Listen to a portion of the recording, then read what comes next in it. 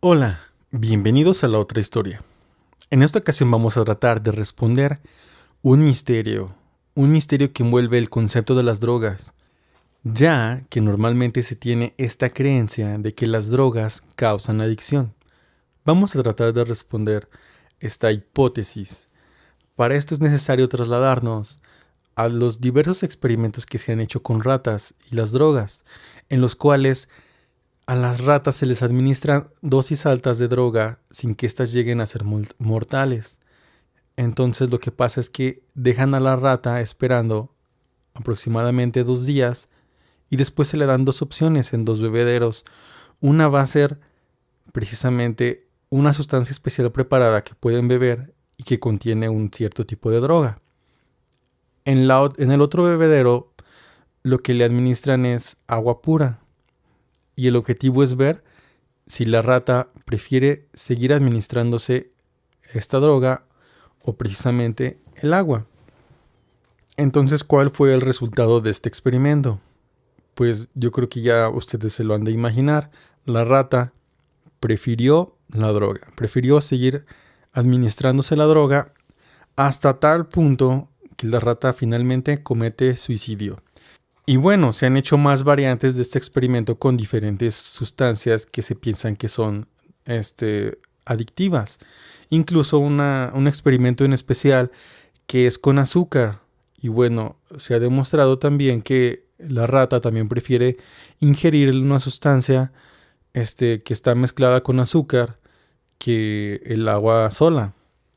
Bueno, pero esto no acaba aquí, sino que en la década de los 70 el científico Bruce Alexander hace otro experimento, pero esta vez lo modifica un poco, ya que se da cuenta que las ratas usadas en estos experimentos lo que hacen es que están aisladas en un ambiente totalmente aislado, en jaula, sin actividades y sin otras cosas que hacer, pues más que decidir por esas dos sustancias. Entonces lo que hace este científico es poner a la rata en un ambiente donde tenga muchas actividades para hacer, con muchos juegos de ratas, donde pueda conocer también otros amigos, digamos, ratas, donde pueda encontrar muchas parejas ratas y pueda tener relaciones con otras ratas, por decirlo así. Entonces tiene muchas actividades que puede hacer, mucha diversión, y se hace este experimento. Y entonces, ¿cuál es el resultado? Bueno, si ustedes todavía no se lo imaginan, es que la rata ya no consume esta droga, prefiere el agua sola. Entonces esto resulta muy interesante, ¿sí? Porque cambia todo el concepto que se tenía antes de que las drogas son adictivas, a pesar de que se le había administrado a esta rata unas dosis altas de drogas, ella prefiere no seguir drogándose, porque está en otro ambiente. Entonces, ¿qué es lo que causa la dependencia a las drogas? Porque este estudio, a diferencia de los anteriores, demuestra que pues las sustancias ya no son tan adictivas o no son adictivas como se pensaba, sino que cambia y solo abre la puerta a más cuestionamientos. Lo primero que hay que pensar es cómo funcionan las drogas. Un factor muy importante para considerar esto es que el cerebro produce algo que se llama endorfinas. Lo que hace esta sustancia, las endorfinas, es que interactúan de una manera muy importante con el cerebro, pudiendo cambiar nuestro estado de ánimo y además pudiendo bloquear ciertas sensaciones y emociones. Lo importante aquí es que las endorfinas las produce el mismo organismo.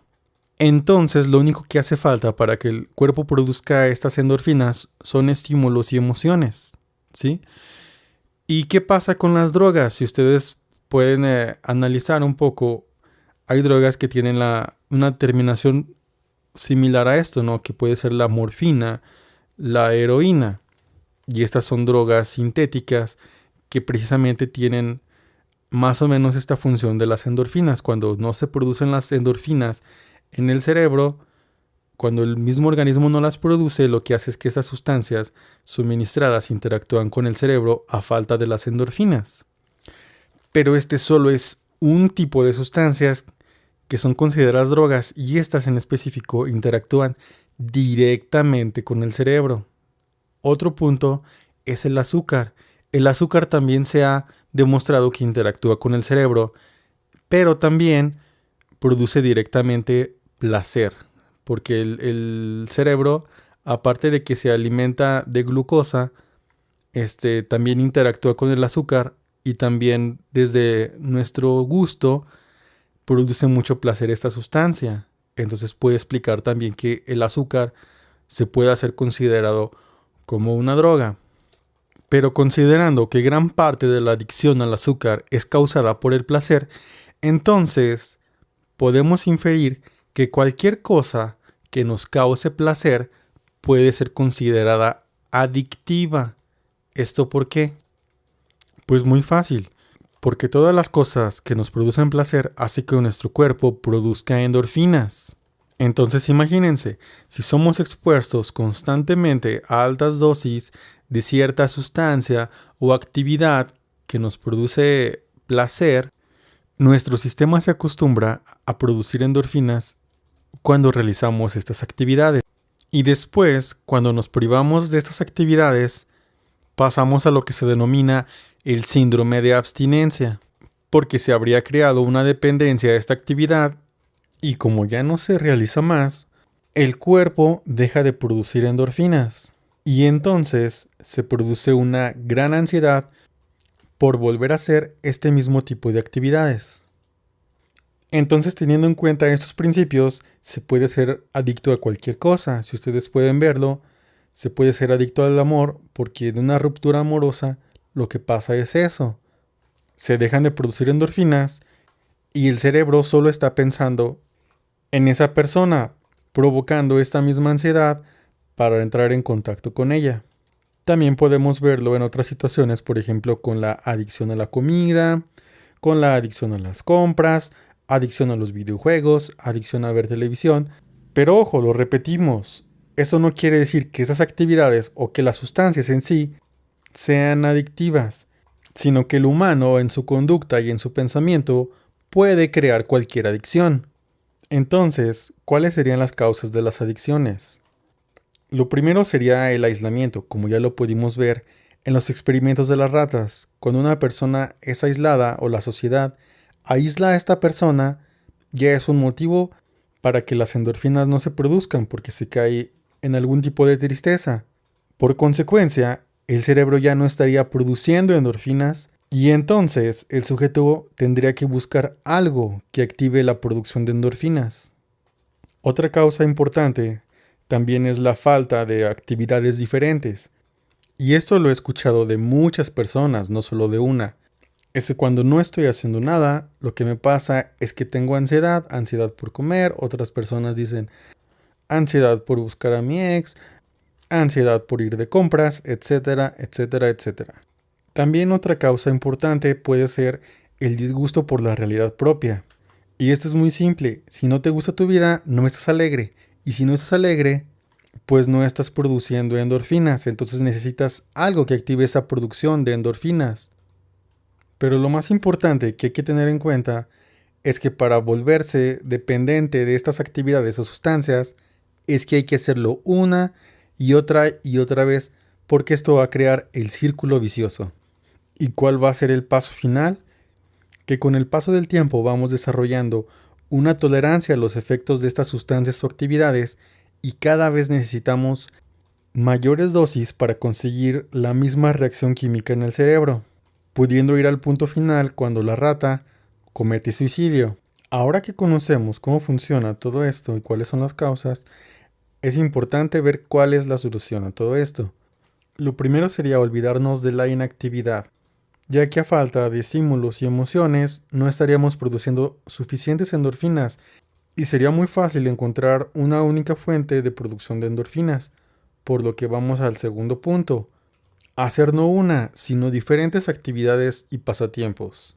Es decir, no dedicar demasiado tiempo a una sola cosa, ya que entre más tiempo se dedique a una sola cosa, y sobre todo si esta cosa nos produce placer, nuestras conexiones neuronales ligadas a esta actividad se harán cada vez más y más fuerte creando así una dependencia. Entonces esto nos lleva al tercer punto, que es buscar un balance en nuestra vida, en nuestras actividades, y aunque suene un poco paradójico, también vivir un equilibrio entre estar en actividad y estar en calma, ya que si dedicamos mucho tiempo a emociones fuertes, lo que va a pasar es que, como ya lo mencionamos, generamos una tolerancia a estas emociones, por lo que cada vez vamos a necesitar emociones más fuertes para generar la misma cantidad de endorfinas.